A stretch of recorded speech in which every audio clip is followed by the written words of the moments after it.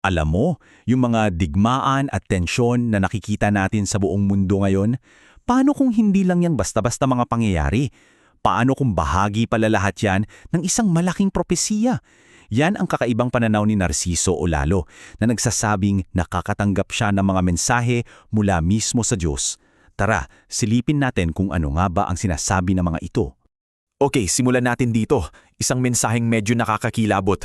Lumisan sa lungsod o ang serial killer. Ano daw? Ang bigat pakinggan, di ba? Pero dito mismo nagsisimula ang lahat.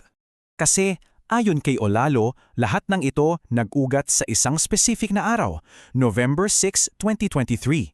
Dito raw niya natanggap yung sunod-sunod na mensahe na naging pundason ng lahat ng kanyang mga propesiya. So, heto na yung apat na pangunahing mensahe. Sa unang tingin, parang ang gulo, no? Parang hindi magkakakonekta. Pero para kay Olalo, lahat yan magkakadugdong. Lalo na yung mga babala tungkol sa isang serial killer at ang pag-usbong ng mga satanas. Ngayon, hihimayin natin kung paano niya binigyan ng kahulugan ang lahat ng ito.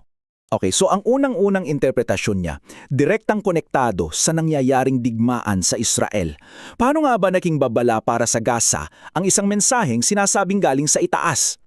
Kasi para sa kanya, yung pariralang lumisan sa lungsod o ang serial killer, hindi lang yan basta-basta mensahe. Para sa kanya, isa yung literal na ultimatum na ipinapatupad doon mismo sa Gaza. At heto raw yung dalawang pagpipilian ayon sa pananaw ni Olalo. Simple lang, umalis ka sa lugar ng gulo para maligtas. O manatili ka at sumama sa Hamas na para sa kanya, sila yung tinutukoy na killer. Ganon ka black and white ang pagpipilian. Brutal pero simple. At dahil dito, sa kanyang pananaw, tama at makatwiran ang ginagawa ng Israel. Ang tanging paraan daw para matigil na yung walang katapusang cycle ng karahasan ay ang tuluyang pagpuksa sa mga grupong tulad ng Hamas na itinuturing niyang ugat mismo ng kasamaan. So mula sa digmaan sa Israel, lumalawak na yung scope ng propesya. Hindi na lang daw to tungkol sa isang rehiyon. Ang susunod na yugto, isang pandaigdigang tunggalian. World War III na ang pinag-uusapan natin. So kung magkakaroon nga ng World War III, yan ang malaking tanong. Sino ang mananalo? At yung sagot ni Olalo, medyo hindi siya yung ine-expect mo na nakabase lang sa dami ng armas. Ang nakikita niyang magbabanggaan ay ang Amerika laban sa isang malaking alyansa, Russia, China at yung mga bansa sa Middle East na mayaman sa langis. At dito nagiging interesante. Yung pangunahing sandata daw nila, hindi mga bomba o missile, kundi langis, kontrol sa gasolina. At dito papasok yung pinaka-core ng teorya niya. Tinatawag itong gasolina versus baril. Isipin nyo, ang Amerika, oo, sobrang advance ng mga armas, malalaki. Pero yung alyansa, sila yung may hawak ng gripo ng gasolina.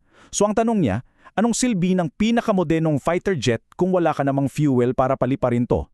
Sa huli, naniniwala siyang mananalo ang alyansang may hawak ng langis. At dahil sa awayan na to sa resources, sa supply ng langis, isa lang daw ang tiyak na patutunguhan yan, ang ikatlong digmaang pandigdig. At grabe yung paglalarawan niya sa digmaang ito. Walang paraan para tumakbo, walang lugar para magtago. Bakit? Kasi yung laban daw sa pamamaritan na ng mga long-range missile at mga drone. Ibig sabihin kahit nasaan ka man sa mundo, abot ka, walang ligtas, nakakatakot. Okay, so iwanan muna natin yung geopolitics at mga giyera. Lilipat tayo ngayon sa pinaka-core, sa pinaka-puso ng buong mensahe ni Olalo. Ito'y ang pagbabago sa konsepto natin kung sino o ano nga ba si Satanas. Ito ang kanyang radikal na definisyon. Kalimutan na raw natin yung imahe ng demonyong may sungay at buntot.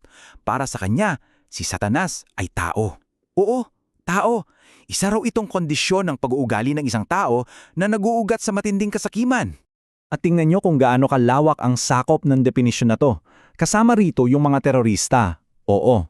Pero kasama rin daw dyan ang mga korap na opisyal ng gobyerno, mga mapanlinlang na pare o pastor, mga mannanakaw, mga scammer. Basically, kahit sinong tao na sinasadyang gumawa ng mali para lang sa sarili nilang kapakanan dahil sa kasakiman. At dito niya talaga pinupunto yung issue ng pagkukunwari. Para sa kanya, hindi mahalaga kung ano ang sinasabi mong pinaniniwalaan mo. Kung masama ang gawa mo, yun ang gawa ng demonyo. At ikaw, yung taong gumagawa nun, ay isang satanas. At dito na natin pagsasama-samahin lahat. Sa huli, itong lahat ng propesiyang ito, yung digmaan, yung mga satanas, lahat yan humahantong sa isang panghuling babala at isang napakasimple pero napakahalagang pagpili para sa bawat isa sa atin. Ang punto niya, sa darating na World War III, baka swerte ka lang kung makaligtas ka physically. Ang totoong laban daw, ang totoong kaligtasan na dapat mong pagtuunan ng pansin ay yung para sa kaluluwa mo.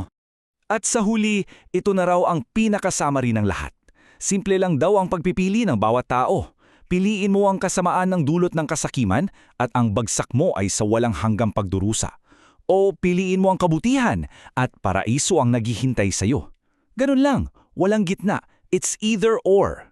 Sa dulo, ang mga propesya ni Olalo ay isang interpretasyon, isang kwento na nag-aaoklok ng paliwanag sa mga nangyayari. Ang tanong na naiiwan para sa ating lahat ay, sa gitna ng lahat ng kaguluhan sa mundo ngayon, anong mga kwento ang pinipili nating paniwalaan?